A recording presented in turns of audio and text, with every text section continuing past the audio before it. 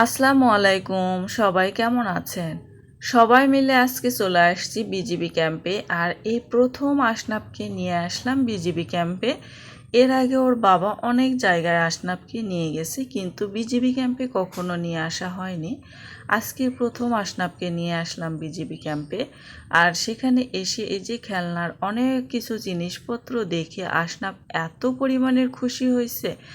একটা খেলনায় খেলে আবার দৌড় দিয়ে আরেকটায় যায়, আরেকটায় খেলে আবার তার পরেরটায় যায়। মানে ও আমাদের কারো সঙ্গে তার কোনো সাথ না, তা সে ইচ্ছা মতো খেলতেছে, দৌড়ে বেড়াচ্ছে, ইচ্ছা মতো মজা করতেছে। আশনাপ আজকে অনেক খুশি এসব খেলনা পেয়ে। আর আশনাপের পাশাপাশি এই যে আশনাপের মাম্মামও কোনো কিন্তু খেলনা ছেড়ে দেয় নাই। তো আশনাপও যেভাবে খেলতেছে ওর মাম্মামও সেভাবে মানে খেলা করতেছে আর কি। তো এই যে আশনাপ এখানে এসে বসে অল্প একটু ঝুঝু খাওয়ার পরে বলতেছে ঝুঝু শেষ, আর ঝুঝু না। তারপরেও উঠে চলে যাচ্ছে, এই যে আপুদেরকে দেখছে যে আপুরা এখানে দোল খাচ্ছে। তো গুটি গুটি পায়ে সে এখন চলে যাচ্ছে আপুদের কাছে। আর ওর মাম্মাম বলতেছে তুমি আপুদেরকে চিনো? তুমি তো আপুদেরকে চিনো না, তাহলে তোমাকে তো আপুরা ওখানে বসতে নিবে না। আর ওই যে আপু আপু ঝুঝু খাবো, ভাইয়া ঝুঝু খাবে বলে চলে আসছে। আর ওই যে তার মধ্যে একটা মেয়ে বলতেছে যে আন্টি দেন ও আমাদের সঙ্গে একটু দোল খাক। তো আশনাপকে বসে দেওয়ার পর ওই মেয়েগুলানের ওজনে দোলটা হচ্ছে না, মানে কেন জানি আর দোলটা দিতে পারতেছে না। তো আমি আবার চিন্তা করলাম যে তাহলে ওদের থেকে যখন হচ্ছে না, তাহলে আমি একটু দোল দিই আর সবাই একটু বসে থাক।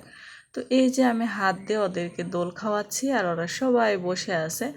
আর আশনাপ এই যে কি সুন্দর করে বসে থেকে একটু করে হাসতেছে, আর মেয়েটা অনেক সুন্দর করে আশনাপকে ধরে রাখছে। তারপর আমার গুণধর পুত্র গাছে উঠবে, সে তো গাছে উঠতে পারে না, তার তো গাছে ওঠার মতো বয়স হয়নি। একটু গাছে উঠে দিলাম, গাছ থেকে নেমে এসে এই যে এখন এইটা দিয়ে উঠে চলে যাবে। ও বুঝে গেছে যে এইটা দিয়ে উঠে উপরে যেতে হয়, কিন্তু উঠতে পারতেছে না। তো তো আমি ভাবতেছি যে যতটুকু উঠতে পারে উঠুক ওর ইচ্ছায়, কিন্তু না, ওর নানুমণি গিয়ে পাশে দাঁড়ায় আছে, বলতেছে পড়ে গেলে হাত ভেঙে যাবে। তো ওখান থেকে নেমে আসার পরে এই যে এই পুরা রশিটা আশনাপ এভাবে গুটি গুটি করে পার হয়ে চলে আসছে। তারপরে বলতেছে পুলিশ আঙ্কিন, পুলিশ আঙ্কিন বলে একটু আবার চিল্লানোর পরে তারপর রশি থেকে বের হয়ে আসতে এই যে এই রিংটার সঙ্গে দেখা। আর এই রিংটা পেয়ে তো আশনাব অনেক খুশি, ও অনেকক্ষণ থেকে এই রিংটার মধ্যে খেলছে।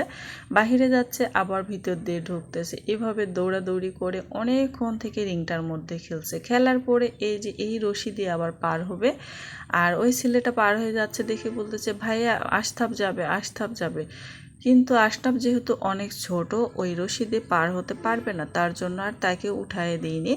তারপরে ওর মামা বলতেছে আসো আশরাফ, এই যে এই রশিতে তুমি খেলতে পারবা।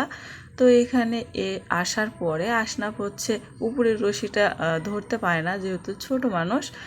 তো ওর দুই নানুমণি আর ওর মামা সবাই মিলে দুইটা রশি ধরে রাখছে যাতে আশরাফ একটু দোল খেতে পারে। আর এই যে এভাবে রশিতে পা দিলে রশিটা নড়ে যাচ্ছে, আরও অনেক হাসাহাসি করতেছে। আর ওইভাবে অনেকক্ষণ থেকে দোল খাইছে। খাওয়ার পর এই যে চলে আসলাম এখানে। আর এখানে এসে আশনাব অনেক উপরে উঠে চলে যাচ্ছে, আর ওর নানুমণি ওর কাছ থেকে কিছুতেই দূরে যাচ্ছে না, বলতেছে পড়ে যাবে ভাইয়া, পড়ে যায়, হাত ভেঙে যাবে, পা ভেঙে যাবে। এই ভাঙ্গার ভয়ে ওর নানুমণি ওর কাছ থেকে সরে যাচ্ছে না।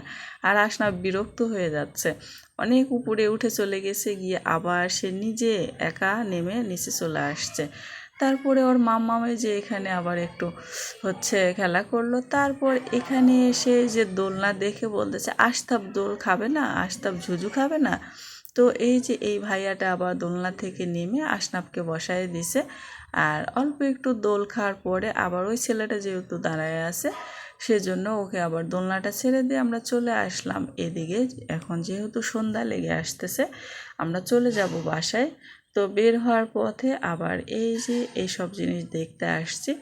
তো এই সব জিনিস অনেক বছর আগের পুরানো জিনিস।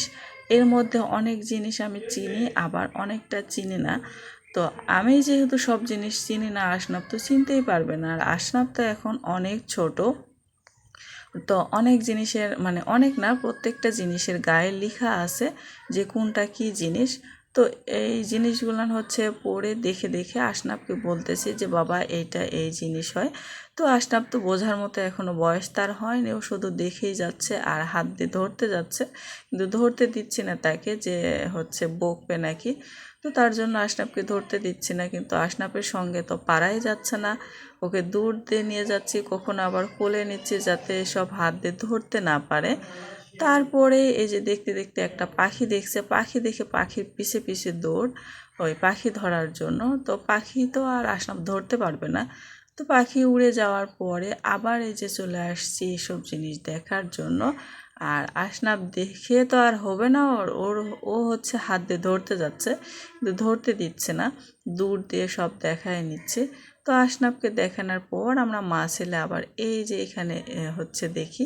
তো দেখে ভাবলাম যে তাহলে আমরা একটু ছবি উঠাই এখানে এই ভাঙ্গাচোরা গাড়িটায়। তো এখানে এসে আবার এই যে একটু ভিডিও করে নিলাম। তো ছবি ভিডিও করার পর আমরা চলে আসলাম সবাই মিলে বসে, হাঁপসে গেছি, ফ্যান দিলাম। দেওয়ার পরে এখন ভাবতেছি যে কি খাওয়া যায়। তো আমার ভাই বোনেরা বলতেছে যে এখানকার হচ্ছে মোগলাইটা অনেক ভালো খেতে।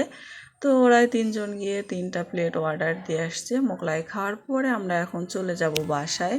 তো এই যে বাসায় যাওয়ার জন্য আমরা ভ্যানে উঠে গেছি। ওঠার পর এই যে আমরা বিজিবি ক্যাম্প থেকে বের হয়ে রাস্তা দিয়ে চলে যাচ্ছি বাসায়। আর আশনাফ এই যে কিছুতেই মানে ঠিকভাবে বসে থাকতেছে না, ওর ঘুরে বেড়ানো এখনও শেষ হয়নি। তো আজকে এই পর্যন্ত, সবাই ভালো থাকবেন, সুস্থ থাকবেন, আল্লাহ হাফেজ।